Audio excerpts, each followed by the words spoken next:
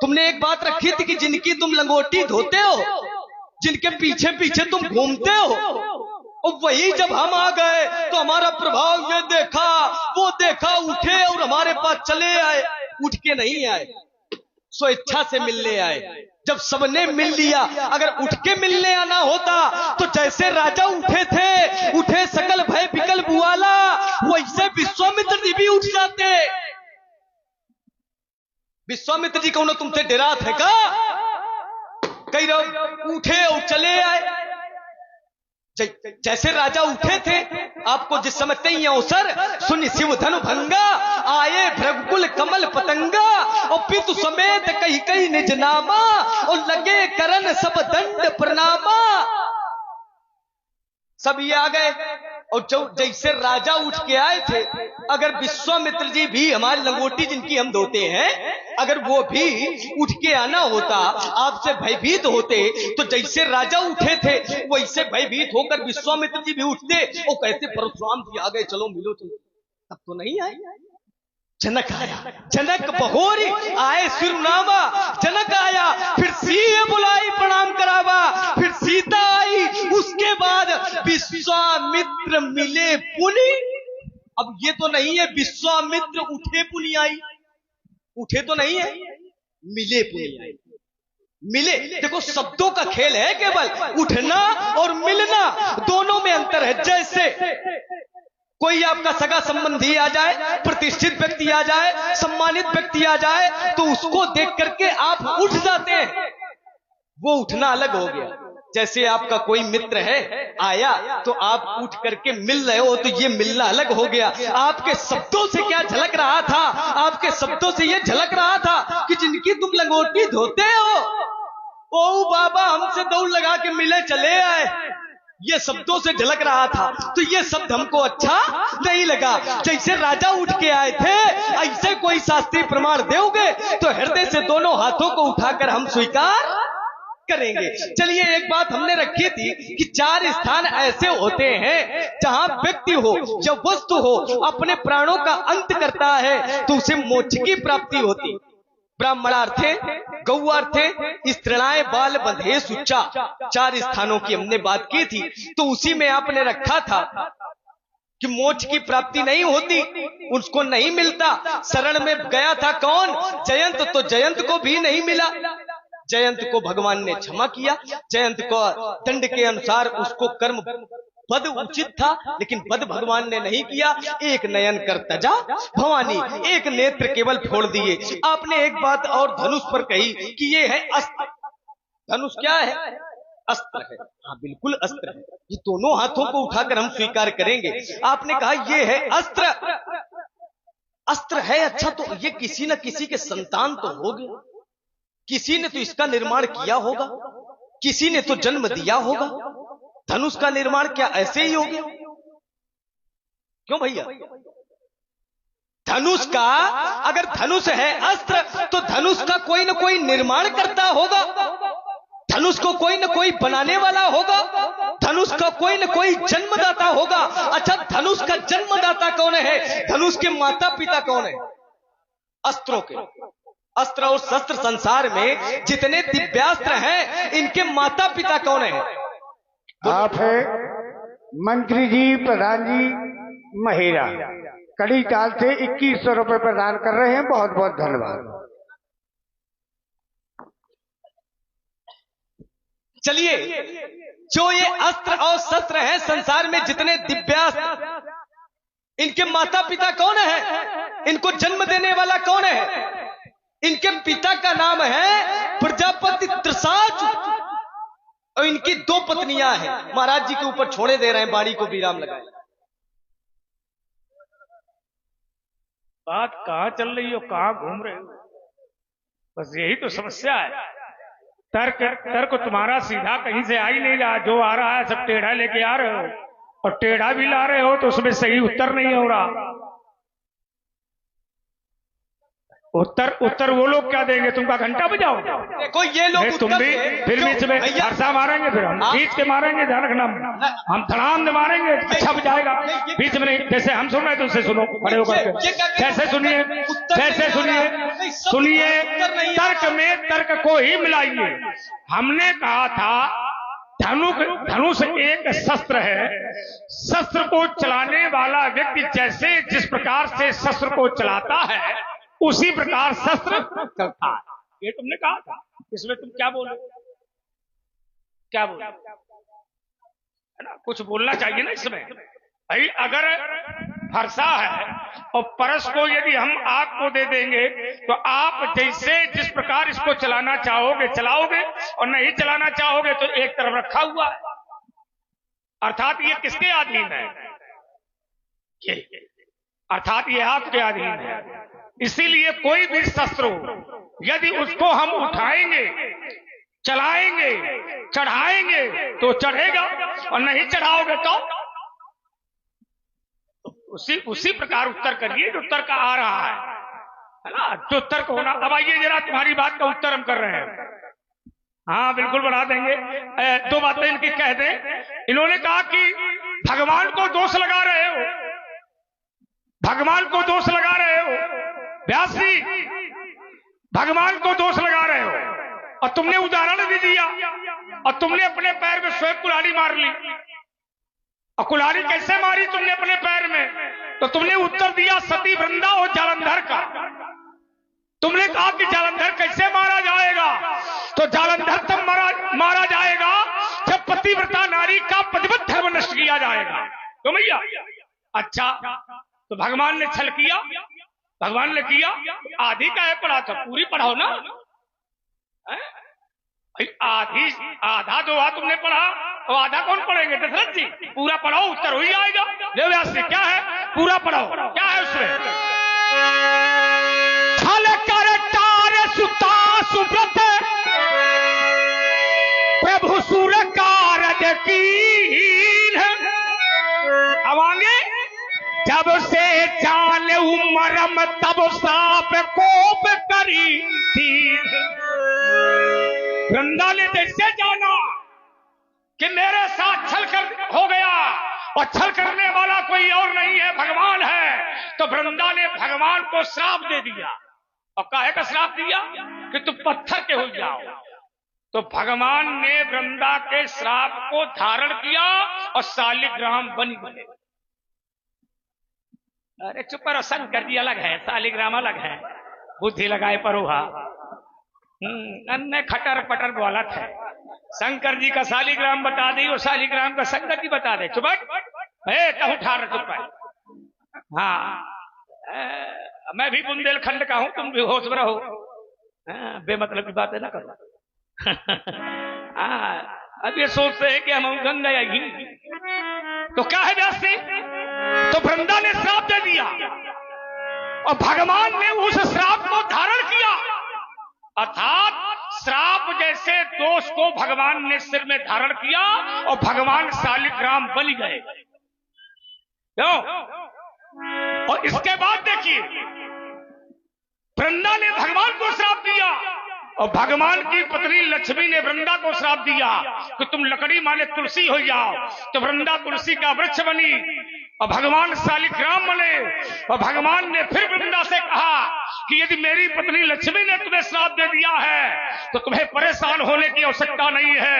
तुम्हारा तुलसी का पत्ता जब तक मेरे ऊपर नहीं चढ़ेगा तब तक मेरी पूजा पूर्ण होने वाली नहीं है। तो श्राप है। और चलिए, भगवान को दोष तुमने कहा लगाया जाता नहीं है, मैं कहता हूं लगाने वाले लगाते हैं। जैसे दूसरा उदाहरण क्या है व्यासी? तो सबसे बड़ा भक्त है नारद, और नारद ने जिस समय जाना था कि मैंने रूप मांगा था सुंदर और बना दिया इसने मुझे बंदर, तो नारद ने क्या किया था? बताओ क्या किया था? मैं बता रहा हूं। तो कहा फर का तो अघर, पढ़ा लिखा करो। और गुरु जी से कई जो पंडित जी पूछ रहे थे, तो कहा फरी कते अघर, अरे कोप मने माही। तो पते चले कमला पति पाही। और नारद कह रहे हैं अब तई हो, यही है बुंदेलखंड। अब तई हो श्राप कि मरी हो जाई, और जगत मोर उपहास कराई। और श्राप दिया, क्या दिया? नारी विरह ना हल्के में ले का खूब लील है तब आए हैं। तई हो श्राप कि मरी हो जाई, और जगत मोर उपहास कराई। और श्राप दिया नारद ने, नारी विरह तुम हो दुखारी। श्राप दिया, और श्राप में कहा विष्णु तूने हमें बंदर बनाया है, और जिस नारी के लिए तूने बंदर बनाया है वही नारी एक दिन तुझसे दूर हो जाएगी, और उस नारी का पता लगाने वाला कोई नहीं मिलेगा। यही बंदर वाला रूप तेरी नारी का पता लगाएगा। ईमानदारी से बताओ, सही है कि गलत है? भगवान श्राप लेता है, और भगवान उन वचनों को प्रमाणित करता है। कैसे करता है उसके लिए भी चौपाई देता हूं। क्या है व्यासजी? तो कहा नारद वचन सत्य सत्य मैं करी हो। कहा नारद वचन और सत्य मैं करी हो, और परम शक्ति समेत अवतरी हो। भगवान को श्राप दिया गया, भगवान ने श्राप को स्वीकार किया। नारद ने श्राप दिया, भगवान ने स्वीकार किया। ब्रह्मा ने श्राप दिया, भगवान ने स्वीकार किया। तुमने हाँ बोल लो, अंतिम बात कहकर के फिर लगाऊंगा ठर्राटे। और आप है श्रीमान राजेश पाल जी, जो म्योना निवासी है, इनकी ओर से 100 मुद्राएं दोनों सरकारों के चरणों में आशीर्वाद की कामना करते हैं। और आप है योगेंद्र सिंह राजपूत जी, जो खड़े ही लोधन के कमेटी के मजबूत स्तंभ हैं, उनके द्वारा 101 मुद्राएं पुनः प्रदान हुई दोनों सरकार के चरणों में। बहुत बहुत धन्यवाद। तुमने कहा कि भगवान की शरण में आने वाला मोक्ष मिल जाता है। नहीं, एक महात्मा था जो बाणों की सैया पर लेटा था। क्यों भैया? एक महात्मा था जो बाणों की सैया पर लेटा था, गंगा का बेटा था, ब्रह्मचारी था, मेरा चेला था। भगवान उसकी शरण में खड़ा था, भगवान उसके पास खड़ा था, भगवान की शरण में वो पड़ा था। और भगवान हाँ, और ऐसा नहीं, इच्छा मृत्यु का वरदान था कि नहीं? भीष्म पितामह को इच्छा मृत्यु का वरदान था। लेकिन ईमानदारी से बताओ, क्या उसको मोक्ष दिया भगवान? क्या मोक्ष दे दिया? 6 महीना बाणों की सैया पर लेटा, पूरा भोग जब तक उसने नहीं भोग लिया तब तक उद्धार होने वाला नहीं है। तब तुलसी ने क्या बोली, यहां चौपाइयां लिखी हैं, अगर तुम्हारे बुद्धि में चढ़ जाए तो शायद तुम हमारा विरोध करना बंद कर दो। और क्या कहा उन्होंने? कर्म प्रधान विश्व करी राखा, कर्म प्रधान विश्व करी राखा,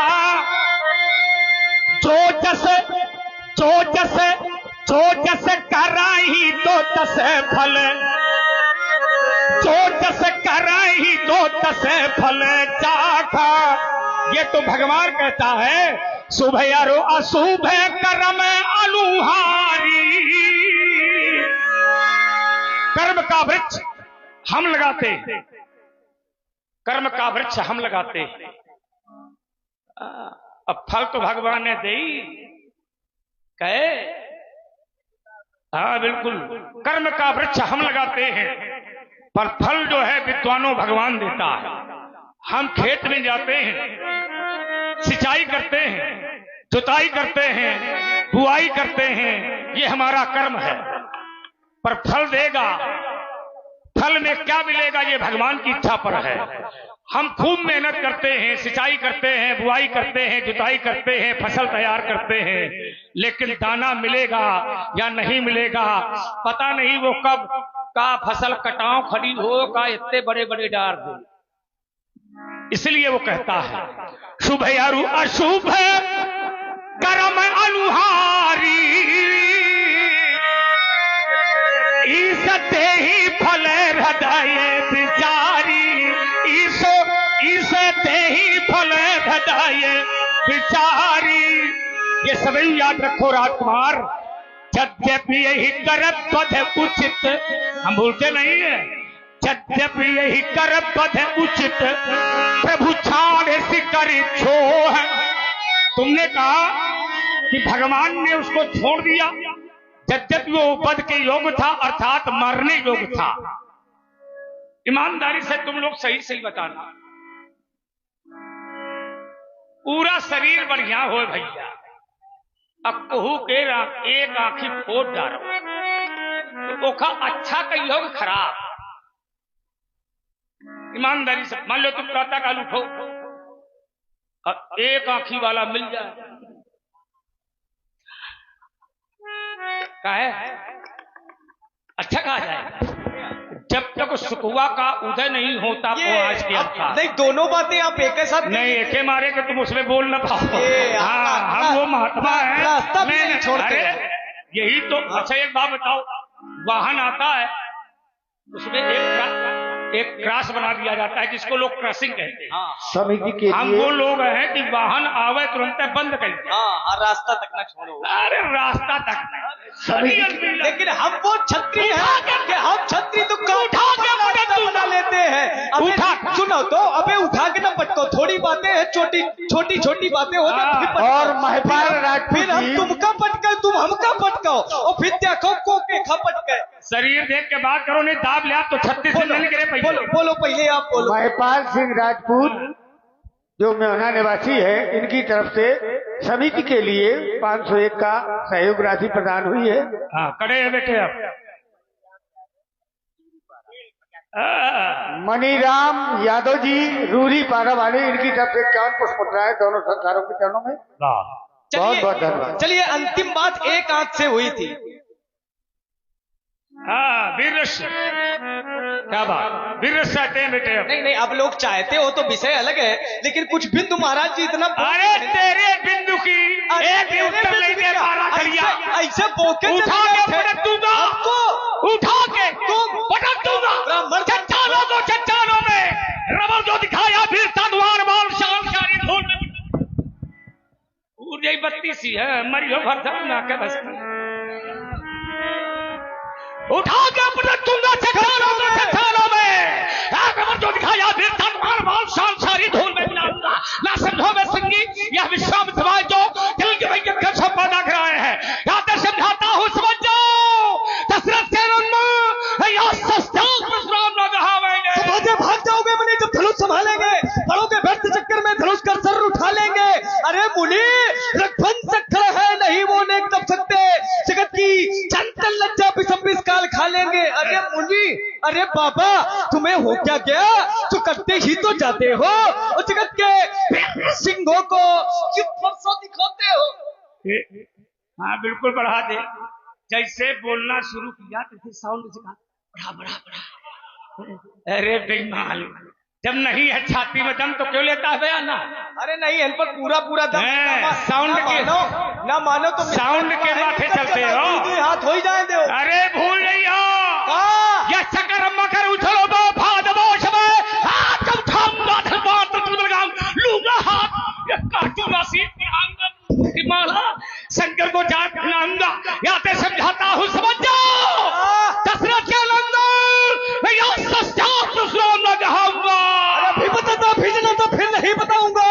परशुराम तुम ब्राह्मण हो, मैं ये भी ध्यान न लाऊंगा, बच जाऊंगा तुम्हारा रुद्रवेश जब धारूंगा। नहीं परशु लखन को लखुआ नहीं पटक कर मारूं। अरे मेरे मन में भाया है और देखूंगा किसकी मैया ने किसको कितना दूध पिलाया है। तुमने अगर हट्ठानी है तो हमने भी हट्ठानी है। अभी प्रकट कर दूंगा कि दूध में कितना अगर हम मैया के दूध पिए तो अब ना देर लगाना तुम, शीशकार भृगुनंदन का सरयू में जाए बहाना तुम, और नहीं खरा है तो और पानी मर जाए तो चमोनी। देखता कर नहीं भी प्रभेद क्षण भर में मजा दिखा देता, अरमान मिटा देता, दिल के बाबा फंसे की याद भुला देता, धनुष फरसा करके घनघोर दिखा देता, उछल उछल कर परुष चलाना, पंडित जी सभी बुला देता उसी दे।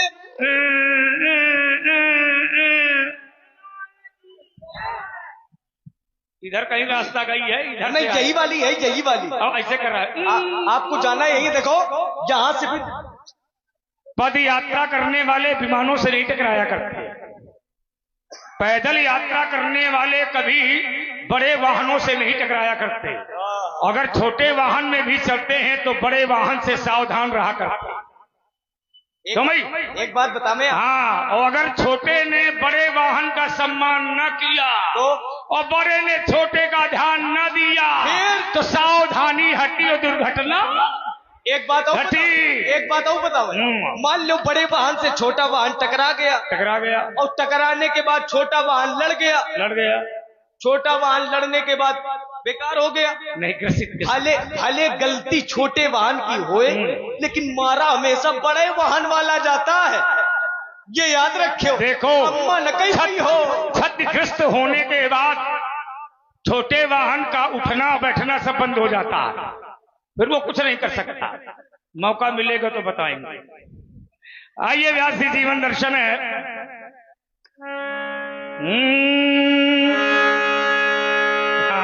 खा ले। अरे हम राजकुमार हैं, हमको खाने हैं। चंद्रशेखर देखो आप खाओ, ये दोबारा लेके आना नहीं, क्योंकि हम छुआछूत बहु मानते हैं। देखो और ये बार बार उठा के खा रहा है, लाते तुम लोग परशुराम के लिए खा जाते हैं। ये राजकुमार है, क्या मतलब है तुम भिखारियों को लेके खड़ा कर देते हो? अरे ये सब राजकुमारों का भिखारी शब्द हो, क्या भिखारी शब्द हो, ये सब राजा का लड़का तो भिखारी शब्द हो। राजा के लड़का ब्राह्मणों को खिलावे, साधुओं को खिलावे, या नहीं कि स्वयं पैदा कर लो स्वयं खा जाओ। नहीं ये शब्द आपका जो शब्द रहा ना, ये जो भिखारी खिलाता है खाता नहीं है, भिखारी वाला जो है। अच्छा एक बार भिखारी, चल अपना काम कर, मेरा जीवन तुझे अंगार हो से भैन कभी, अंगार हो से भैन कभी, हम तूफानों से चलते हैं, यह बियाबान यह परसुलिए उन लहरों से हम चलते हैं। देखूंगा तेरी भुजाओं में, देखूंगा तेरी भुजाओं में, देखूंगा हाथ इतना भुजबल है तो बहरी राह छोड़ जाते, उन राहों से हम चलते हैं। मैं स्वाभिमान का बल पौरुष है, मैं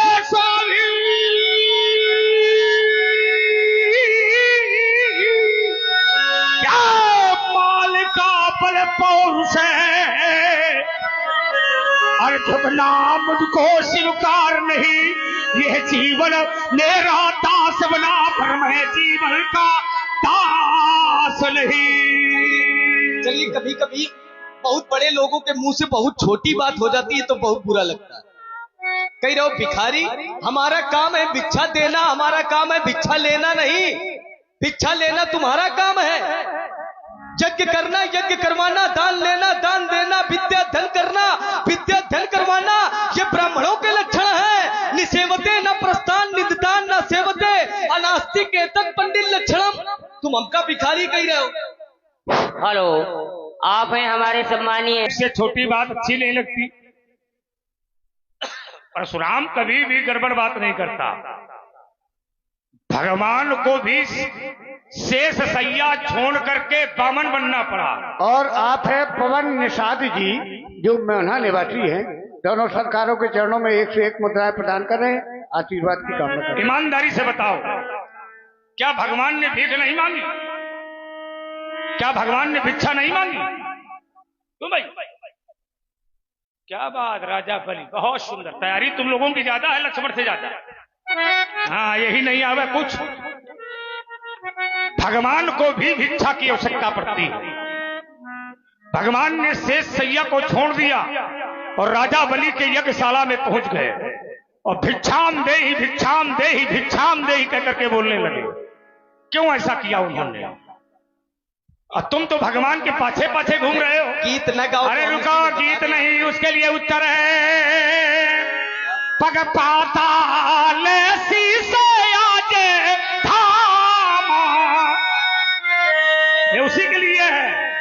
पग पाने पैर पग पाताल शीशे आज धामा। तो अखिल लोक दायक विश्राम वही है वो है? मही पाताल नागे जासे जापा है? अच्छा वही है वो। अभी बात मैं कहाँ की कर रहा हूँ? ये वही है। नहीं। तो वही है तो कि मीन कमाठे सू करे हम का हल्के बना ले।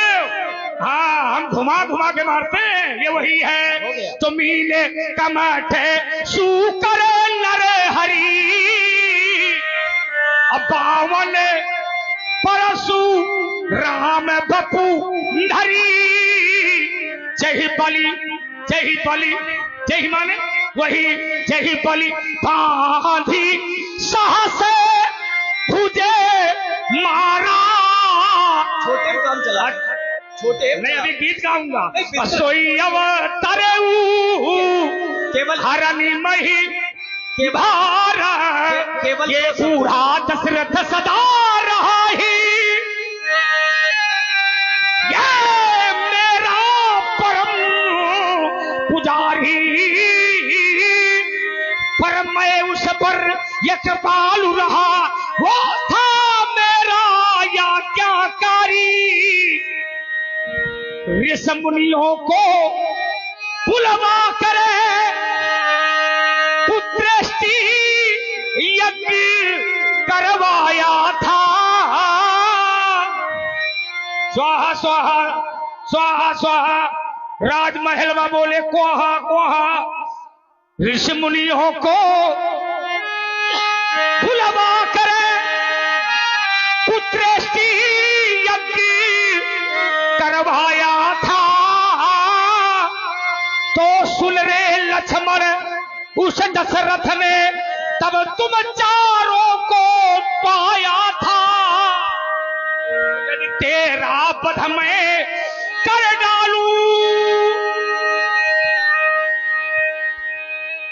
मैं भी कह रहा हूं कि अभी भी नारियां ध्यान दे करके सुन ले। मैं वो भी चौपाई पढ़ सकता, पढ़ दूंगा तो ये मर जाए। हाँ। यदि तेरा बध मैं कर डालू क्या कहे यहाँ के नर नारी। वो बूढ़ा वो बुढ़ौना दशरथ रोय मरे मर जा बुढ़ीवा महातारी। चलो खैर हो गया कम से कम। आपने राजा बलि और बामन भगवान का उदाहरण दिया कि भिक्षा मांगी। भगवान ने भिक्षा नहीं मांगी। राजा बलि से कहा तुम्हारी इच्छा हो तो दे। राजा बलि को अभिमान था कि हमारे पास बहुत वैभव है और ये 52 अंगुल का बालक ये केवल 3 पग धरती मांग रहा है, इसको देने में कौन सी बड़ी बात है। राजा बलि के गुरु शुक्राचार्य ने रोका राजा बलि को कि ये छलिया है, ये भगवान है, इनको न दे। लेकिन राजा बलि ने नहीं मानी। राजा बलि ने दिया। अब हमने कहा था कि हमारे लिए कोई उदाहरण दो। जब हमने भगवान ने यहां अवतार लिया तो क्षत्रिय कुल पर अवतार लिया। वहां बामन भगवान ने किसी के कोख से जन्म नहीं लिया। बामन भगवान राजा बलि से भिक्षा लेने के बाद पुनः वापस चले गए, धरती पर नहीं रहे। जहां पर भगवान ने अवतार लिया तो भगवान ने विप्र धेनु सुर संत हित इनके हित के लिए अवतार लिया। वहां इनके हित के लिए नहीं, केवल राजा बलि के लिए। और किसी के लिए नहीं। जहां अवतार में अगर कहीं भगवान ने भिक्षा मांगी हो, या राजकुमार लक्ष्मण ने भिक्षा मांगी हो, या छत्री कुल पर किसी राजा ने भिक्षा मांगी हो, तो प्रमाण दो तो दोनों हाथ स्वीकार करेंगे। प्रमाण कहीं और का दोगे, उत्तर खेत का मांग रहे हो, उत्तर खलिहान का कर रहे हो, कैसे तालमेल मिलेगा। और जीवन दर्शन आपने सुनाया, कह रहे हो अमन में जिस समय स्वाहा स्वाहा, तो फिर वहां क्वाहा क्वाहा। और पहले आप सुना गए हो कश्यप अदित महातप कीन्हा, तिनको मैं पूरब पर दीन्हा, ते दशरथ कौशल्या रूपा, और कौशलपुरी प्रगट नर। स्वाहा स्वाहा होए चाहे ना होए, जब भगवान कह चुके हैं तो यह जरूर खाना पूरी अपन करें अं जरूर, लेकिन वो माध्यम स्वाहा स्वाहा होएगा। लेकिन भगवान अं है, क्योंकि भगवान ने कहा, और जो भगवान ने कहा वो किया। प्यार व्यास जी, मेरा जीवन दर्शन कैसा है। ईमान बेच दूं टुकड़ों में, इस नाहर को स्वीकार नहीं, मैं सच्चे पथकारा ही हूं, कह सकता दिन को रात नहीं, परवाह नहीं अगणित बाधाएं, परवाह नहीं अगणित बाधाएं, अरे आती है तो आने दो, अरे महानाश की तिमिर घटाएं छाती है तो छाने दो, क्योंकि हमको चिंता किसकी है, हम अपने इस पद के मत वाले, तूफान प्रलय झंझाओं में हम कभी नहीं रुकने वाले, मैं आशावादी मानव हूं। दो प्रकार के मानव होते हैं, एक आशावादी, एक निराशावादी। आशावादी वो मानव होते हैं कि मानव जन्म लेने के बाद वो ये कहते हैं कि जीवन जीने में हम कुछ भी कर सकते हैं, ये जीवन हमको मिला है, हम कुछ भी कर सकते हैं। लेकिन जो निराशावादी होते हैं वो मानव जन्म लेने के बाद ये कहते हैं कि हम कुछ नहीं कर। अंतर इतना है कि आज अपने देश में आशावादी राजा है, तभी तो चांद पर तिरंगा लहरा रहा है। अगर निराशावादी राजा होता तो चांद पर तिरंगा होता या ना होता, लेकिन तिरंगे में चांद जरूर